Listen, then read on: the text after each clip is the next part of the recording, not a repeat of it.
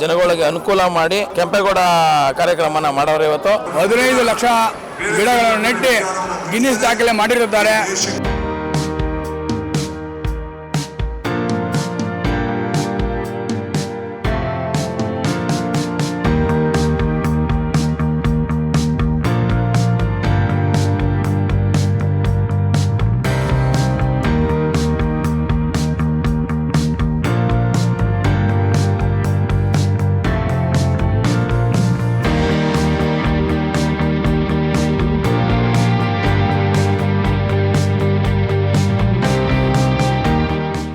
ಕೆಂಪೇಗೌಡ ದಿನಾಚರಣೆ ಅಂಗವಾಗಿ 15 ಲಕ್ಷ ಇತಿಹಾಸ ಒಂದು ರೆಕಾರ್ಡ್ ಆಗಿದೆ.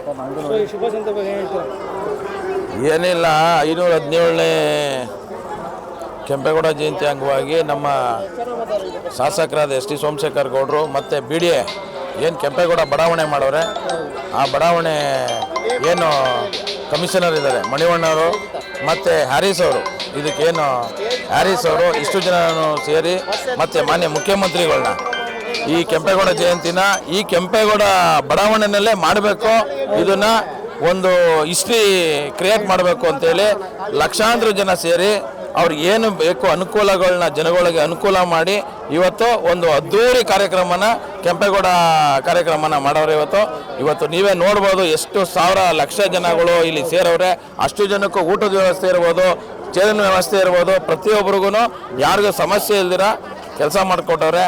ಇದು ಮಾನ್ಯ ಮುಖ್ಯಮಂತ್ರಿಗಳಿಗೆ ನಮ್ಮ ಶಾಸಕರಿಗೆ ಧನ್ಯವಾದ ತಿಳಿಸೋಕ್ಕೆ ಇಷ್ಟಪಡ್ತೀನಿ.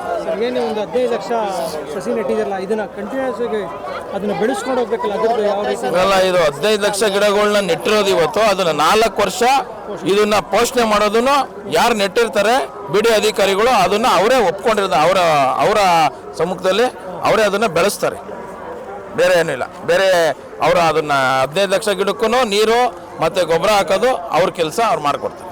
ನಾವು ಯಶವಂತಪುರ ಕ್ಷೇತ್ರದ ಚುಂಚನಗುಪ್ಪೆ ಗ್ರಾಮದ ಮಾಜಿ ಅಧ್ಯಕ್ಷರಾಗಿ ಈ ಒಂದು ಯಶವಂತಪುರ ಕ್ಷೇತ್ರದ ಶಾಸಕರಾದಂಥ ಎಸ್ ಟಿ ಸೋಮಶೇಖರ್ ಅವರು ಈ ಒಂದು ಕೆಂಪೇಗೌಡ ಲೇಔಟಿನ ಸರ್ವಾಂಗೀಣ ಅಭಿವೃದ್ಧಿಗೆ ಪಣ ತೊಟ್ಟು ಈಗಲೂ ದುಡಿದಿದ್ದಾರೆ.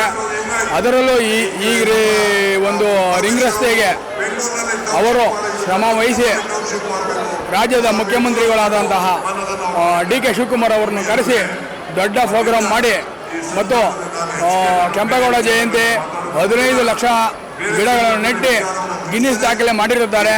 ಇವರು ನಮ್ಮ ಎಸ್ ಟಿ ಸೋಮಶೇಖರ್ ಅವರು ಬೆನ್ನೆಲುಬಾಗಿ ಕೆಲಸ ಮಾಡುತ್ತಿರುತ್ತಾರೆ. ಅವರಿಗೆ ನಮ್ಮ ಚುಂಚನಗುಪ್ಪೆ ಗ್ರಾಮ ಪಂಚಾಯಿತಿ ವತಿಯಿಂದ ಧನ್ಯವಾದಗಳನ್ನು ಹೇಳೋಕ್ಕೆ ಬಯಸ್ತೇನೆ.